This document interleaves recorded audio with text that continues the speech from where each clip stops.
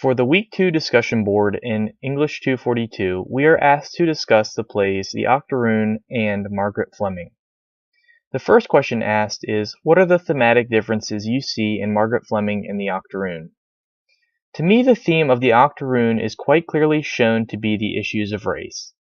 The name of the play even implies the main conflict, which is that Zoe is an Octoroon, meaning she is 1/8 slave. Unfortunately, the play revolves around white men wanting to own her as a slave.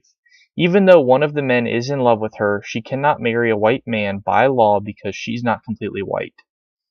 And in the theme of Margaret Fleming, it seems less clear. But I think that it is basically showing the different ways that society viewed men and women.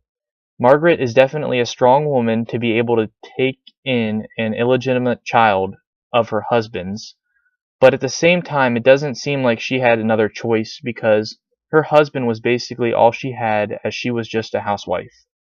And at the same time, Philip had been able to get the mother of the child to die after birth obediently, without so much as uttering a word about his affair with her, except for the letter meant to reassure him that he was not going to be exposed.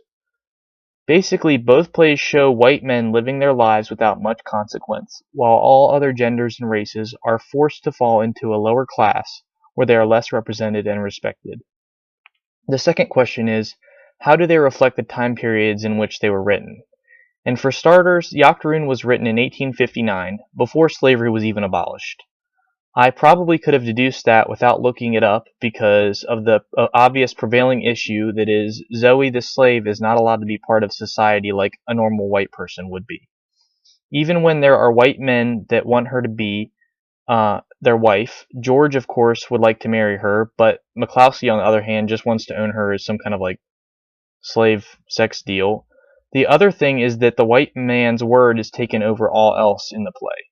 When McCloskey blames the Indian for murdering Paul, everyone believes it, and if it weren't for the photo at the end of the trial, he would have gotten away with it. As for Margaret Fleming, it is obvious how women are second class to men, and Philip treated Lena like nothing even though he had gotten her pregnant. He was not required to do anything for her by society's laws, but he was trying to keep her quiet, so he gave her some money to go away, but that was just by choice. As for Margaret, she did stay strong through the whole thing and was able to take in the baby, and also to have the strength to stay with and forgive Philip for his actions.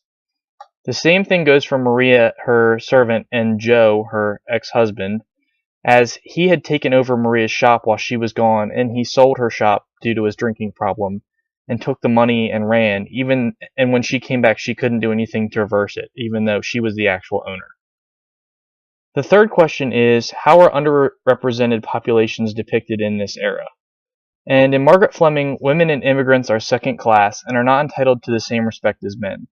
They're also not prioritized in decision-making in aspects of business or even in their own life.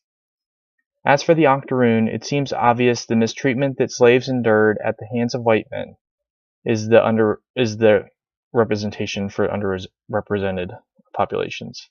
Some obviously treated them with complete cruelty and disgust, while others gave them a certain level of dignity. But regardless, they were only to be treated as property, regardless of their intelligence or other desirable features. Even if someone wished to treat them as a white person of society would be treated, they would not be allowed to rise in the social standings from the rest of society, no matter how small a percentage of them was actually made up of African heritage, which obviously I'm referring to Zoe. These plays both definitely bring to light the fact that white men were given supreme status while all other races and genders fell somewhere below them in ranks.